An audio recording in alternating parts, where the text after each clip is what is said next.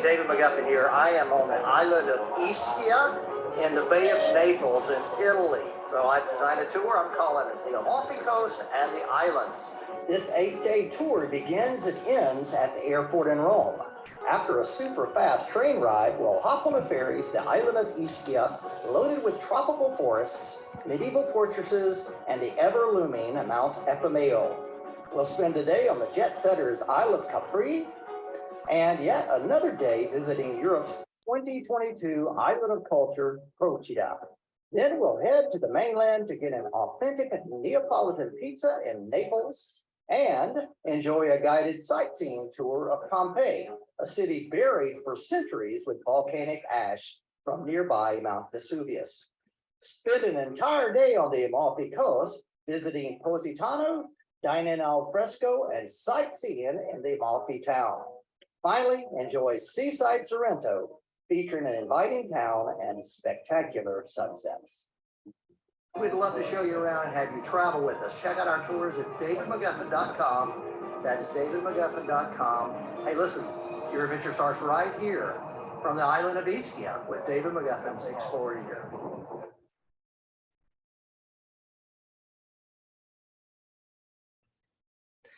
Hey, well, good evening, everyone. David McGuffin here. It is November the 15th, 2022.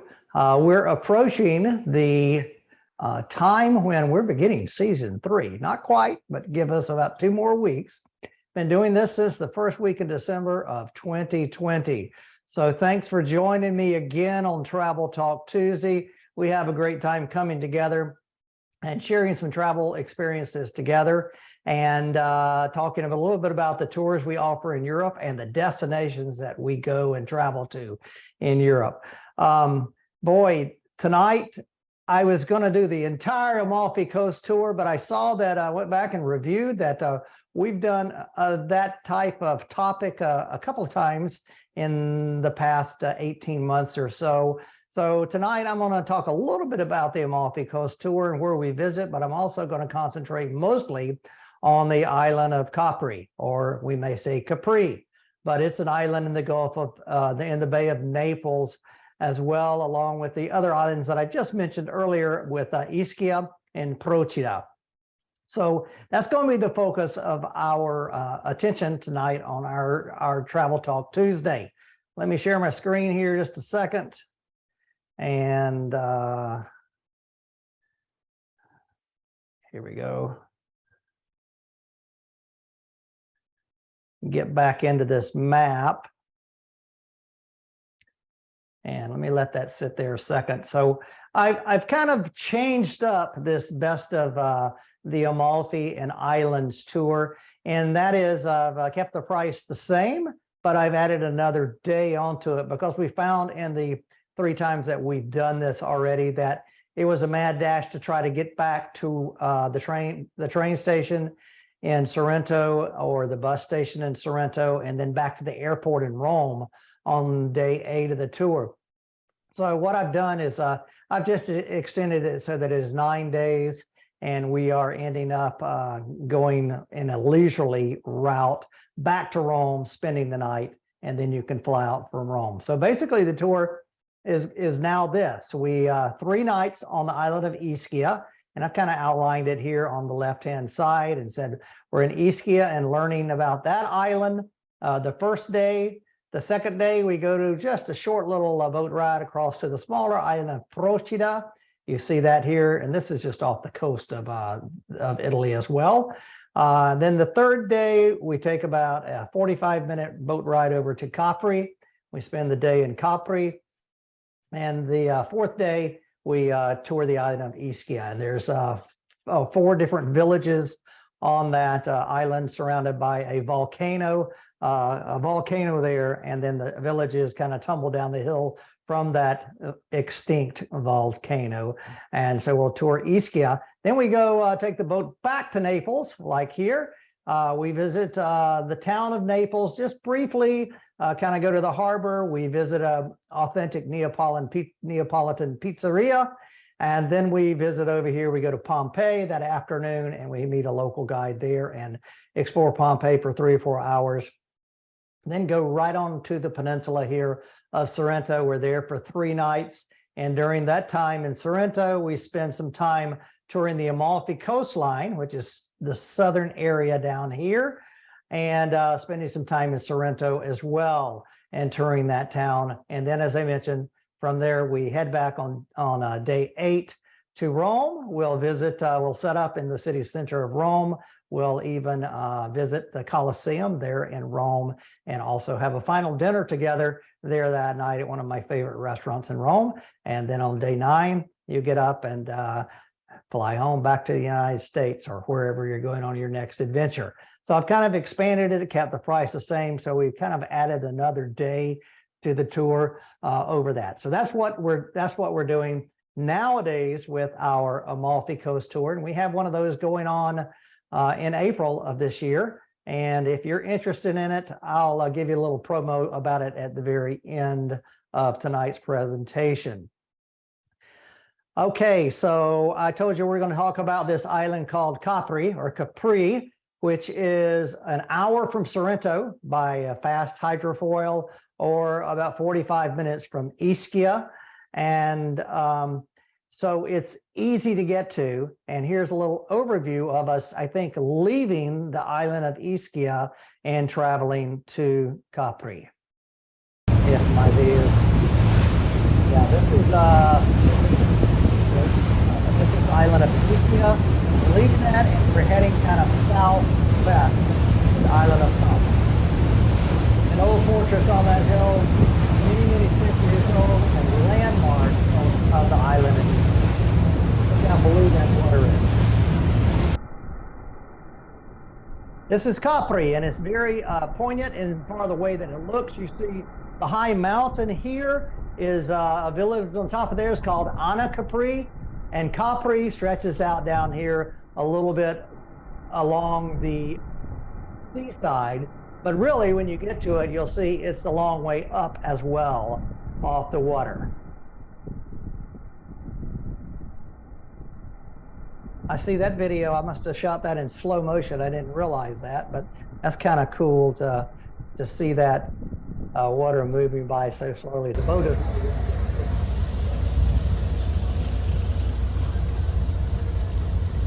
This is the harbor. It's called the Marina Grande.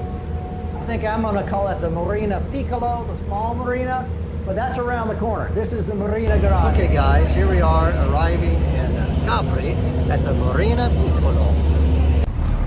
That's incredible. From there, a bus. Now we're riding up to Capri, and actually, I wish better video. It's through the cut mountainside. Who's looking out toward. So we're high up in the village of Capri, Vesuvius, and this is the local perfume shop.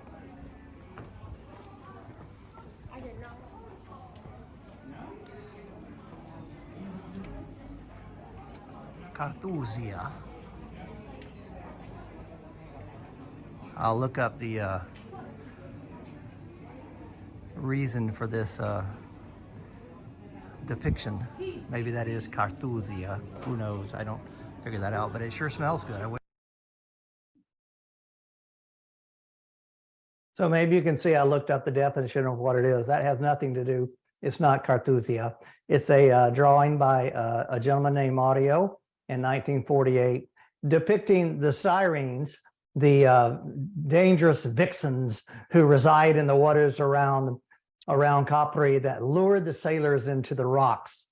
And very beautiful. And I also learned that the actual name derives from an order of monks, and that began their ministry in Cologne, Germany. I don't know if Cologne and the perfume factory have anything to do with each other or not, but it was just kind of odd that it originated in Cologne, Germany, but this company sells perfume and cologne as well.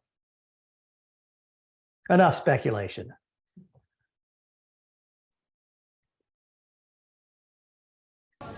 And many shops up and down.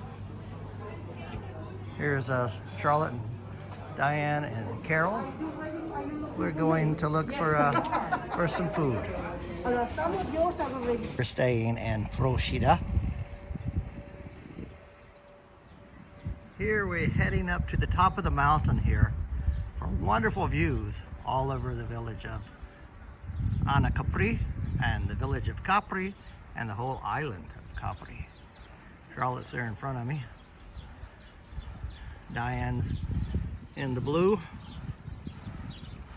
Here we go. This whole adventure over here to Capri today is, we couldn't have chosen a better day to go. It's maybe not quite 60 degrees, 57 according to my watch, but bright sunny skies, crystal clear water, just wonderful vistas all over the place. So we arrived along about 11 o'clock at the Marina Grande, and we took a private bus with our guide Anna Maria up to this village. And the ride from here to there was kind of hairy because there is one particular road that gets here and is cut into the cliff, shaved into the cliff. And it's almost like a one-way street, but there are several pullouts where our bus would pull over and wait for other traffic to pass by and everything. But then we got here to the village of Capri. We had lunch, a very nice little place, a set menu price of €15.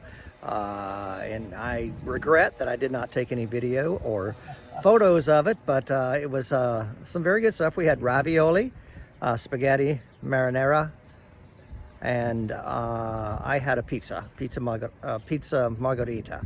And all of that was very good, typical of what we would think we would find right here in the region of the Bay of Naples. So it was great. So now we're going up to the lookout, and we'll see what happens up there. Charlotte and I were here some years ago. And spent, I don't know, 5 or 7 nights here on the island. And we enjoyed it all. It was in the middle of the summer, so we spent much time at the beach. And I believe that might have been in 2009, I think is when that was. We were here. That is correct, David. No matter what I say later. Here's a great example of terraces being built on the side of a hill. Now, these terraces differ a bit from where we see in the Cinque Terre, where you have dry stone walls holding them up. These are just soil terraces.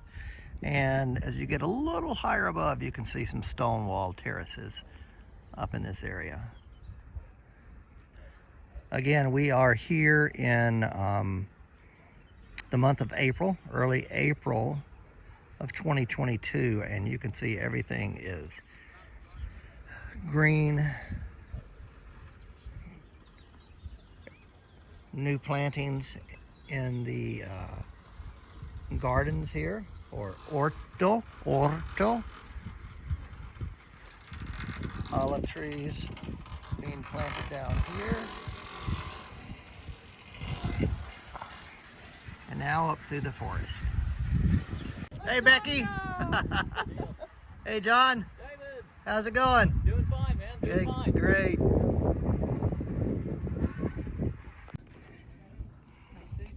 Wow, look at those vistas. That is Below are the famous rocks here on the southwest coast of Capri. They're known as the Faro Leoni. Right here, this is the town of Capri, sitting in the saddle of this island. And then looking down in this region is what we know as the Amalfi Coast, with the towns of Positano, Amalfi, Ravallo, and others as we go all the way down. And on beyond that, if you can see, here is Salerno, the Bay of Salerno.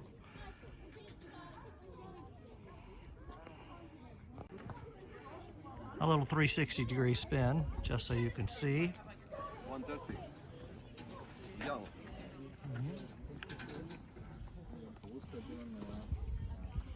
And this, as you can see, is a true 360-degree view. And the top of this rock here is known as Monte Solaro, Solaro Mountain. Walking across, looking into the Tyrrhenian Sea here, so we're looking pretty much to the west, right this second. And then looking back a little bit to the northwest, we see the lift that we just rode up. The larger island back here is the island of Ischia, and the one stretching out in this direction is the island of Procida. Is the small one here. And if you can see back in this area, that point is the mainland, and then stretching north. I don't know if you can see it or not in this photos, but there's some white top mountains and clouds back that way. That's all the way up and almost to Lazio, to the region where Rome is located as well. So the Apennine Mountains go up the spine of Italy. Just a beautiful day, a beautiful way to look at this whole area, the Bay of Naples and the Tyrrhenian Sea.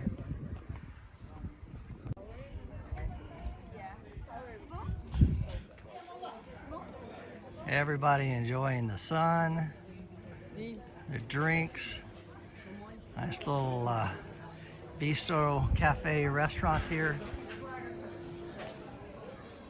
Snacks, food.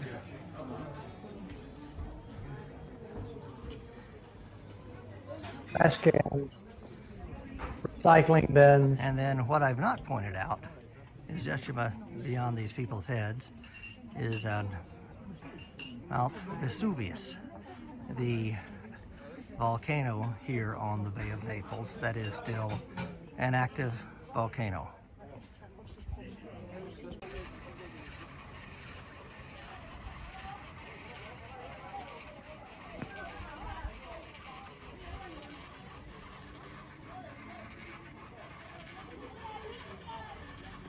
Heading back down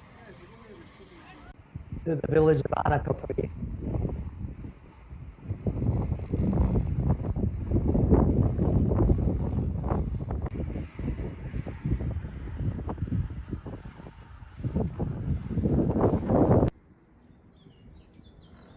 Beyond the gardens, the orto again. Orto is a vegetable garden. Giardini is gardens that have flowering plants and such in it. Now back in the park leading up from Ischia and Capri to the other side of the island, looking out of the water. Hey, David McGuffin here in my kitchen at home here in Middleburg, Florida. This afternoon I'm making some pizza dough. Thanks to my friends at Podera Marcampo. Here I got their apron on. In Volterra, Italy. This is their recipe they use for pizza dough. So it's pretty simple. We don't have the exact kind of flour that they have in Italy, but this works pretty good. This bread flour, you notice that it is high in gluten. It has 12.7% gluten. And then I also have all-purpose flour. Notice that's a little less, 11.7% gluten. The other ingredients are basically some yeast. So this is Fleischmann's yeast, and this is actually instant yeast, so you don't have to mix it in water before you use it. You can pour it in with the dry ingredients. And then also just some warm water. I have my measurements say 1 cup, 0.7 ounces, or 1 cup, 0.7 of water. It comes out to be about 13 ounces or so of water. So, and then one of the most important things that I've found that I can use in the kitchen nowadays is a scale. And since this is a recipe comes from Italy, it's in grams or and not in ounces and pounds. So I use this very frequently, and it has a great feature because I'm going to put all the ingredients together, and then I'm going to mix it in my mixer here. and then let it sit. So let me see if I can go ahead and do that. So the way that I do this is I turn the scale on, and it has a feature called on tare. So I'm going ahead and put this bowl that's going to go on the mixer on here. It says it weighs 1,032 grams. I can hit the on tare feature and it zeroes that out. And so then basically what I'm going to do is put in 400 grams of bread flour, 200 grams of all-purpose flour into my bowl here. So that's 4/16, it's a little bit too much.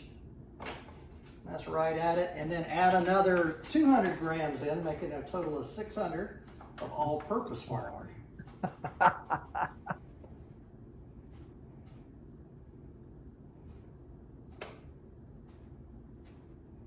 And that is 602 right there. So that's pretty good. I'm gonna go ahead and dump my yeast in it as well. So I've got 611 grams of dry ingredients here. I'm also going to put in what they say in Volterra, a coffee spoon worth of sugar and a coffee spoon worth of salt. So a coffee spoon, we just call it a tablespoon here. And let me grab that out of here. I'm sorry, I don't have that prepared. So a tablespoon of salt, a tablespoon of just regular sugar. Got this in these little canisters, which I picked up some years back in Siena, I believe it was. It was Orvieto. Where was that? Somewhere in Tuscany.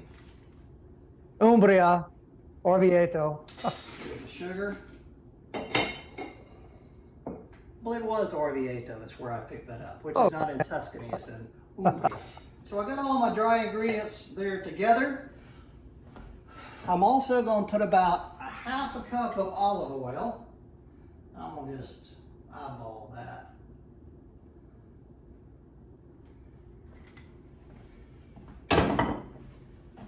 Put it in the dough hook.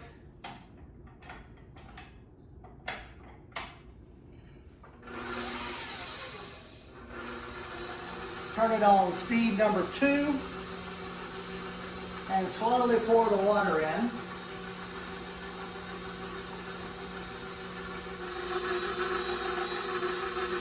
As I slowly pour the water in here, I'll let it all incorporate into one element. Pretty easy.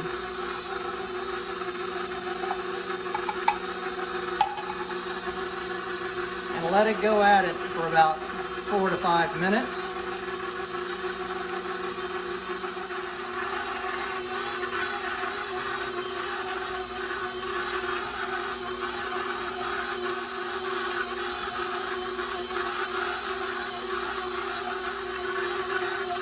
And then when it start wrapping itself up the dough hook,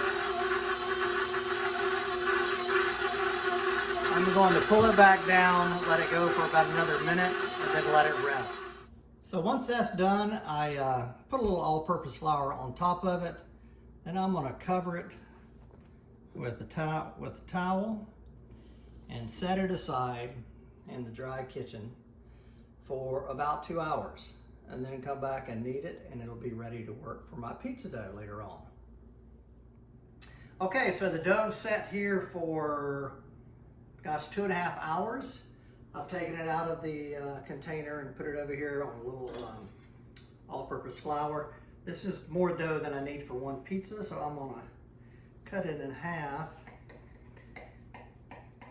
Save the other part for another day.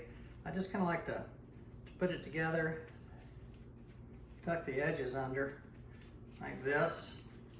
Then I'll put it in a baggie and save that portion. And this is the one we're going to work with in a few minutes. Okay.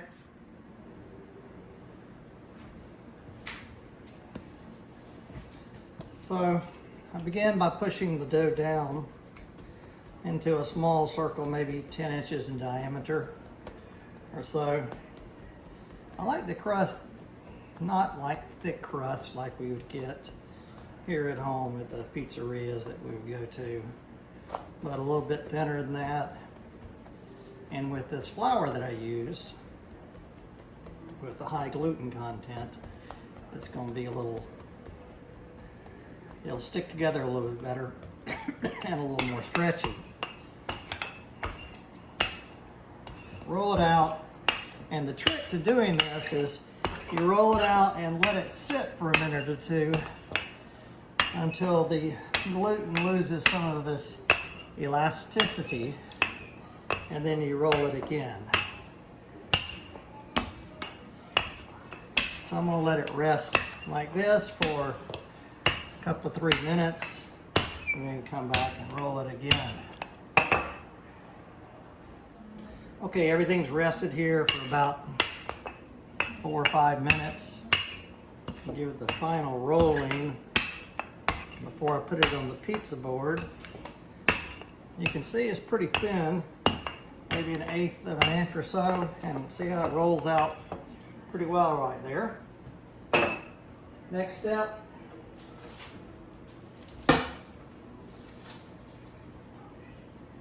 I can transfer this to my pizza board. You might have been able to see that. I just picked it up and put it there, and then the ingredients start to go on. This is my own tomato sauce, multi-purpose. I use it all the time. I think I've showed you that in a few Travel Talk Tuesdays, but it's a pretty good plan. Pretty thin coat.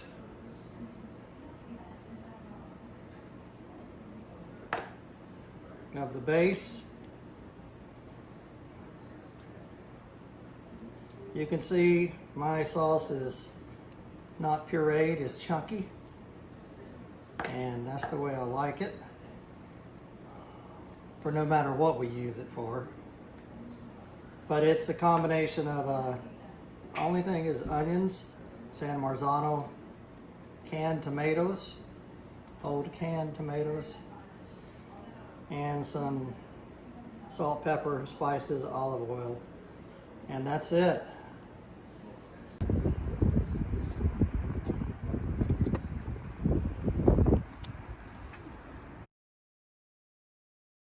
Okay, coming back here in my kitchen a minute. I'm gonna see if I can get Leslie to adjust this camera, and I've got tonight's pizza over here as well. I've already done my dough and everything else. And we're having a Pizza Margarita, which is typical of Naples. And basically, it's the dough. In Naples, the sauce would be pureed, so it wouldn't be quite as hearty as what I have here. But I'm going to put this on here because we're hungry. And so we're going to have a bit more sauce than you would get in Naples, which would be just kind of covering it. And then after that, after I get this on here, only 2 ingredients go on here, and that would be mozzarella cheese, preferably mozzarella di bufalo, which comes from the area of Salerno, south of Naples. And buffalo, water buffalo, is the type of animal that produces the milk from which the cheese is produced. Not buffalo like American bison. And then so I'll take mozzarella cheese, just some hunks of it, and put it around in here, because once it's cooked, it will be nice and creamy. A little bit of mozzarella all over. I'm going to be generous with that as well. And then the third ingredient that goes on the topping, and this is all there is for Pizza Margarita, is some basil. And I'll just put some on here. I'll put some now to cook in the oven, but I'll also put some on about as soon as I take it out of the oven, so I have some fresh basil on there as well. And what do you think? Maybe just a tad bit more to even it up. And we've got that. And then we're getting near the end. So it should be about 10 minutes in the oven. I've got it at 450. I've got a pizza stone in there. So I'm going to put it. I hope I'm going to put it in here. What's going on here? There we go. Let it cook. Don't forget, let me make sure I take it out in 8 minutes now. Don't let me forget it.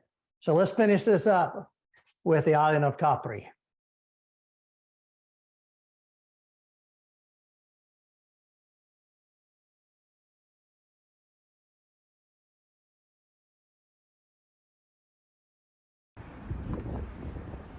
This is on the other side of the island, and you can see it is just cliffs falling into the seaside. This is a little path you walk down to the beach. Needless to say, you got to find a way to get back up there when you walk down there. And another view of beautiful blue water and artificial rocks out of the edge of the island. Charlotte and I there. That was back last April.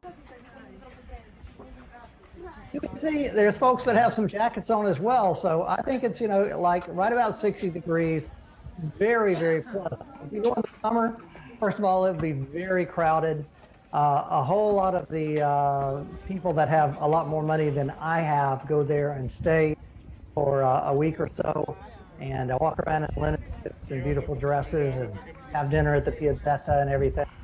But this time of year was just a wonderful time to be there and to experience the island. This is the Piazzetta.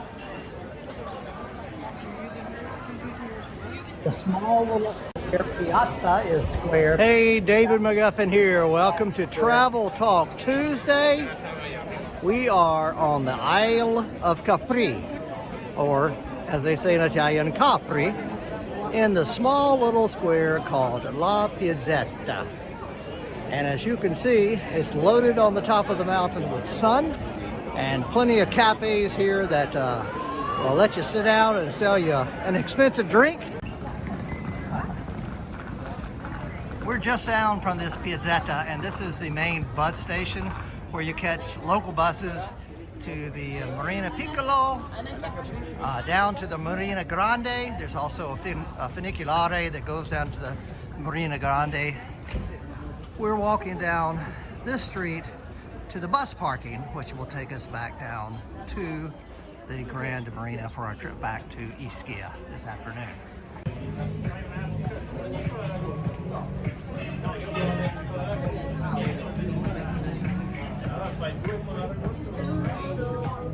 Charlotte, so what do you think about the day? About the day? Yeah. I love it. Yeah. Can you elaborate on anything that you've done? Well, I enjoyed the chairlift up to the top of Anna Capri where you could look over the whole island. I enjoyed walking to the gardens over here and the beauty of the sea and the surrounding islands. And we're at this little cafe here overlooking the Bay of Naples, looking back in the direction of Ischia. And we elected to find a table not in the sun, but there are plenty in the sun. It's about, well, my watch says still 57 degrees, and but it feels wonderful here today. Nice grooving music. And Campari Spritz. Okay, thank you for spending Travel Talk Tuesday with me tonight from the island of Capri. We wish you a very good week, and we'll catch you next week from another location in Europe. Your adventure starts right here with David McGuffin's Exploring Europe. So just one little bit on the outro here. I wanted to let you know that we do have 2 more episodes of Travel Talk Tuesday for the remainder of this year. We're going to have a show next week on the topic of the best of Ireland and my Taste of Ireland tour. And I call it a ho-ho tour. So if you don't know what that is, it doesn't have anything to do with Santa Claus, but it's a ho-ho tour. You need to look it up and join me next week for me to tell you about my new itinerary for my Taste of Ireland, Best of Ireland combo tour. And then from that point, Charlotte and I head over to Europe, and to Germany, Austria, France, and Northern Italy to do 2 Christmas markets tours. And we'll be back around the 10th of December. And so our last Travel Talk Tuesday for this year will be December 13th. And I want to invite everybody to join me in. We're going to do not a webinar that night, but on Zoom, we'll do the old-fashioned meeting. And the codes for that are at davidmcguffin.com/TTT. But anybody that's in the area where we live here in Middleburg, North Florida, I also want to invite you to be a part of the event live. And we'll do that here from about 7 o'clock to 9 o'clock here at my home here in Middleburg. And those information is also available at davidmcguffin.com/TTT. I'm not going to provide a whole lot of food and drink and everything, but we will have, let's see, how did I put it? We'll have a fire for cooking. We'll have some cups for drinking. We'll have some glühwein on, hot mulled wine on. You bring your own sauerkraut, bratwurst, whatever else you want to cook and eat. And we'll have a big time celebrating Travel Talk Tuesday and our Christmas party. That's live on December the 13th, 7:30. So with that said, please mark your calendars. Keep in mind that everything is wonderful. Happy Thanksgiving to you. We'll be here next week and all as well. But happy Thanksgiving to you. Happy getting prepared for Thanksgiving. And we'll catch you next week. Hey, your adventure starts right here with David McGuffin's Exploring Europe.